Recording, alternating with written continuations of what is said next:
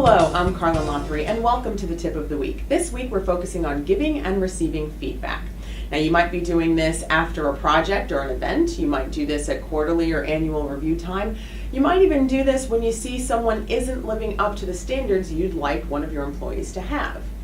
Well, if you think about the last time you had a review, you might have noticed that someone might have gotten, or your employee might have gotten a little defensive.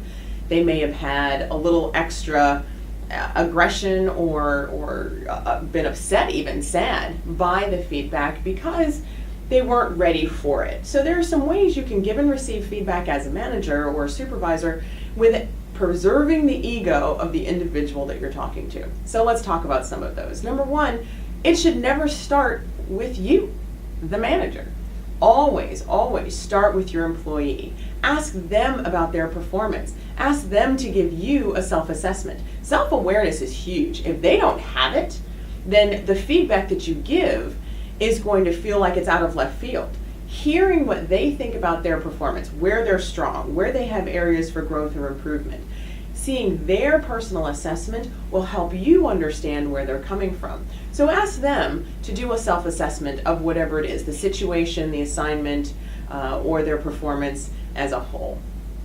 Next, you can ask them questions throughout the course of their self-assessment. Let them finish a thought, obviously, but ask them probing questions that give them the opportunity to think more about their performance or explain more.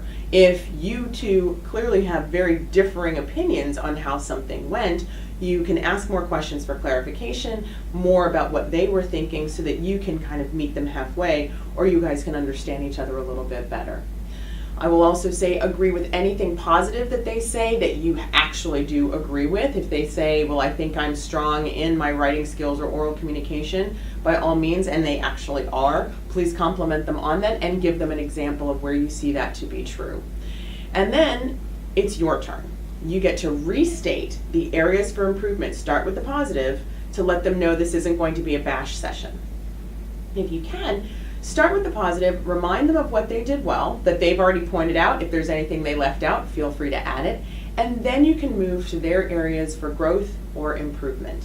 Everybody has one, myself included, so you just need to go and do so without making it a criminal offense. Make it so that it is, here's something we'd like for you to work on. And be specific. If you know of something that did not go well, you can talk about that and talk about what didn't go well and why. And then talk about what you'd like to see in the future.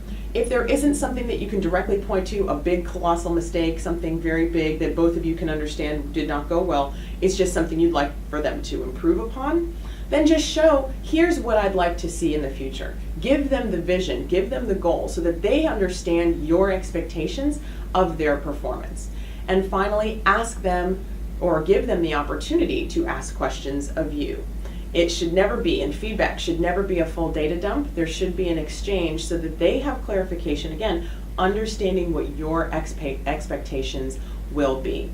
And then finally, I would say also be sure before the conversation is over, set a date for a follow-up conversation. You might think of something, they might think of something, or you can evaluate how much did they really take to heart of the feedback you provided. Did they change the behavior? And if so, and you see improvement, say so. We all love to get a compliment, even though some of us don't know how to take them as well. We all love to get a compliment, and it also drives a lot of people to do more, excel more, work harder. So set that date for a follow-up conversation, not too far in the future. Don't go 90 days or 60 days, go 30. Not too close, you don't want it to be 7, because how much growth really is going to happen in 7 that you can notice and point out and talk about. Okay, so give them about 30 days, have them come back, and let's talk about what the progress is. All right, giving and receiving feedback can make the difference between retaining an employee and losing one. It can also make the difference between someone who you think could be a rising star and they just give up, or they could be the rising star. You give the good feedback and good critiques, then they can step up their game, elevate their game, and get promoted through the system as a great employee that learned everything from you. All right, so if you like this tip and how it works, feel free to subscribe to the channel here on YouTube, because we do post a tip of the week each week. Also, check us out on Facebook and all the other social media. We've got a page on LinkedIn, Facebook, and follow us on Twitter. We are prepared to speak. Thanks so much, and I hope all of your communications are good ones.